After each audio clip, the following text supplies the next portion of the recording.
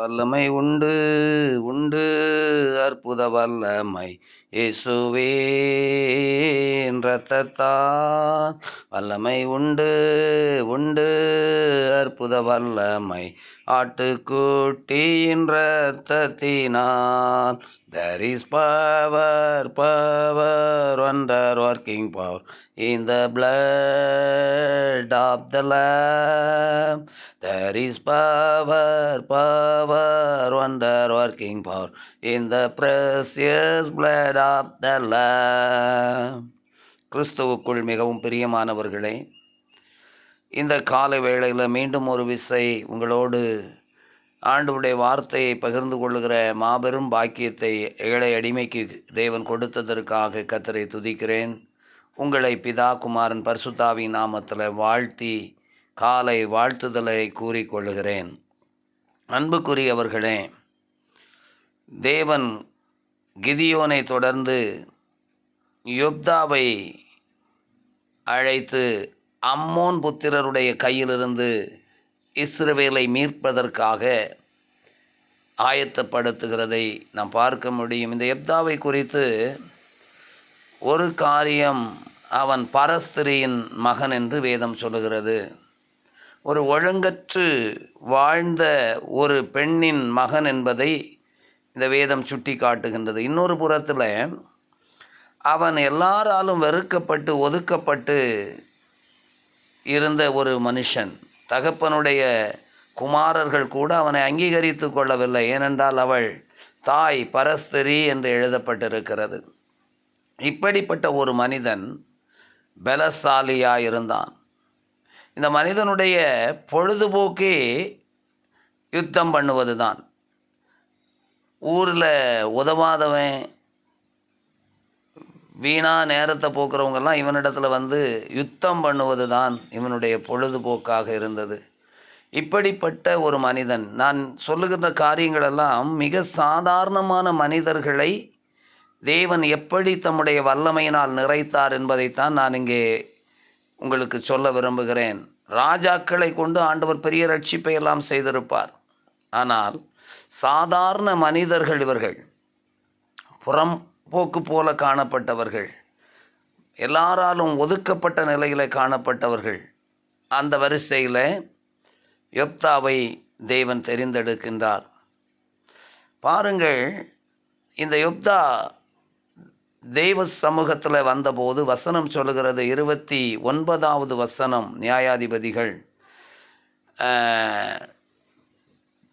யெப்தா தேவ சமூகத்தில் வந்தபோது தேவ ஆவியினால் அவன் நிரப்பப்பட்டான். தேவ ஆவியானவர் அவனுக்குள்ளே வந்தபோது அவன் வல்லமையினால் நிறைந்தவனாய் அம்மோன் புத்திரர் மீது யுத்தம் செய்ய புறப்படுகிறான். தேவன் அந்த யுத்தத்தில் பெரிய ஒரு ஜெயத்தை அவனுக்கு கொடுத்தார். வேதம் சொல்லுகிறது 20 பட்டணங்களை அவன் பிடித்து கொண்டான். 20 பட்டணங்களை பிடித்து கொண்டு அவன் வரும்பொழுது அவன் தேவனிடத்தில் ஒரு பொருத்தனை செய்கிறான். என்னை எதிர்கொண்டு வருகிறது எதுவோ அதை நான் உமக்கு காணிக்கையாக, பலியாக நான் கொடுத்து விடுவேன் என்று சொல்லி தேவன் ஒரு பெரிய ஜெயத்தை கொடுத்து, அந்த ஜெய கம்பீரமாய் நடந்து வருகிற போது அவனுடைய ஒரே மகள் வீட்டிலிருந்து அவனை எதிர்நோக்கி வருகிறாள்.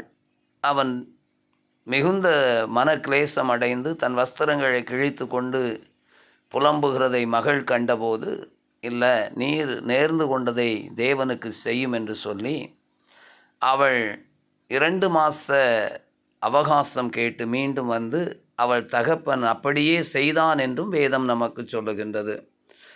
இந்த காரியத்தில் அம்மோன் புத்திரர் கையிலிருந்து இஸ்ரவேலை முற்றிலுமாய் விடுதலை ஆக்குவதற்கு தேவன் தெரிந்து கொண்ட ஒரு சாதாரண மனிதன்தான் இந்த யெப்தா. ஆனால் தேவனுடைய ஆவி அவனை பலப்படுத்தின போது அவன் எழுந்து அம்மோன் புத்திரரை பெரிய அளவில் சங்காரம் பண்ணினான். அவருடைய முக்கியமான பெரிய நகரங்களை, பட்டணங்களை அவன் பிடித்து கொண்டான். தேவ பிள்ளைகளே, இந்த காலை வேளையில் உங்களையும் என்னையும் கொண்டு தேவன் ஒரு பெரிய ரட்சிப்பை தேசத்தில் உண்டாக்குவதற்கு, குடும்பத்தில் உண்டாக்குவதற்கு, ஜனங்களுக்குள்ளே கிராமங்களுக்குள்ளே உண்டாக்குவதற்கு தேவன் விரும்புகிறார்.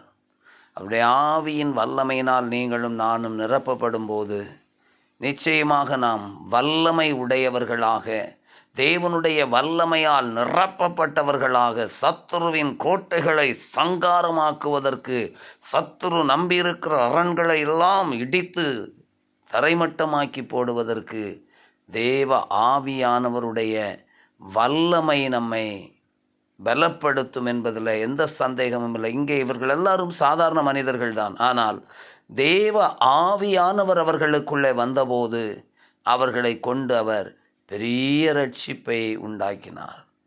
எனக்கு அன்பான தேவனுடைய பிள்ளைகளை, உங்களுக்குள்ள தேவ ஆவியானவர் வருவதற்கு நீங்கள் இடம் கொடுப்பீர்கள் என்றால் அந்த ஆவியானவருடைய வல்லமை அளவில்லாத ரட்சிப்பை உண்டாக்குவதற்கு உங்களையும் என்னையும் ஆளுகை செய்வார் என்பதில் சந்தேகங்கள் இல்லை. நாம் செய்ய வேண்டியதெல்லாம், யெப்தா தன்னை முழுமையாய் தேவ கரத்தில் ஒப்பு கொடுத்தான். தேவன் அவனை உபயோகப்படுத்தினார். நாம் நம்மை ஒப்பு கொடுப்போமா? அன்பின் பரலோக பிதாவே, இந்த காலை வேளையில் உம்முடைய கரத்தில் எங்களை தாழ்த்தி நாங்கள் ஒப்பு கொடுக்கிறோம். நீர் சர்வ வல்லமை உள்ள தேவன். உமக்கு நிகரானவர்கள், ஒப்பானவர்கள் ஒருவரும் இல்லை. யெப்தா ஒரு சாதாரண பரஸ்திரியின் மகன், ஒதுக்கப்பட்ட மகன், புறந்தள்ளப்பட்ட ஒருவன். ஆனால் அவனையும் தலைவனாக்கி அவனுக்கும் வல்லமையை கொடுத்து, அதிகாரத்தை கொடுத்து, பெரிய ஜெயத்தை தேவன் அவனுக்கு கட்டளையிட்டு அவனை உயர்த்தினது போல இந்த கால வேளையில் இந்த வார்த்தைகளை கேட்கிற நாங்களப்பா, சாதாரணமானவர்கள், எங்களை அசாதாரணமான காரியங்களுக்காக தேவன் பயன்படுத்துவதற்கு யெப்தா தன்னை ஒப்பு கொடுத்தது போல நாங்களும் எங்களை ஒப்பு கொடுக்கிறோம். உம்முடைய கிருபையும் வல்லமையும் மகாபலனும் எங்கள் ஒவ்வொருவருக்குள்ளும் பரிபூரணமாய் இறங்கி வரட்டும் என்று செபிக்கிறோம். பரிசுத்த ஆவியானவர் அவர்கள் மேல் இறங்கி அசைவாடினது போல எங்களுக்குள்ளே இறங்கி அசைவாடும் என்று செபிக்கிறோம். நீ ஷால ரைதனன் ஸ்டுனோபேடன் shoulder விருது மீக்கந்தர லகித்திரி பிஷ்யா எலாபத்தர கடதிபாடர தீமக ரதுருபி சபதரலாகரியா. எங்களை நீர் எடுத்து ஆட்கொள்ளுவீராக. அற்பமானவைகளை கொண்டு ஆச்சரியமான காரியங்களை செய்கிற தேவ கரம் எங்கள் மேல் அமருவதாக. இந்த வார்த்தைகளை கேட்கிற உம்முடைய பிள்ளைகள் மேல் அமருவதாக. வல்லமையாய் எடுத்து ஆட்கொள்ளும். ஆசீர்வதியும். இயேசுவின் நாமத்தில் ஜெபம் கேளும் அன்பு நிறைந்த பரிசுத்தமுள்ள பரலோக பிதாவே, ஆமென். மெய்யாகவே கர்த்தர் நம்முடைய ஜெபத்தை கேட்டார். நம்முடைய ஜெபத்தின் சத்தத்துக்கு செவி கொடுத்தார். நம்முடைய ஜெபத்தை தள்ளாமலும் தம்முடைய கிருபையை நம்மை விட்டு விலக்காமலும் இருக்கிற தேவனுக்கு ஸ்தோத்திரம் உண்டாவதாக. என் ஆத்துமாவே கர்த்தரை ஸ்தோத்திரி, என் முழு உள்ளமையுடைய பரிசுத்த நாமத்தை ஸ்தோத்திரி. என் ஆத்துமாவே கர்த்தரை ஸ்தோத்திரி, கர்த்தர் செய்த சகல உபகாரங்களையும் மறவாதே.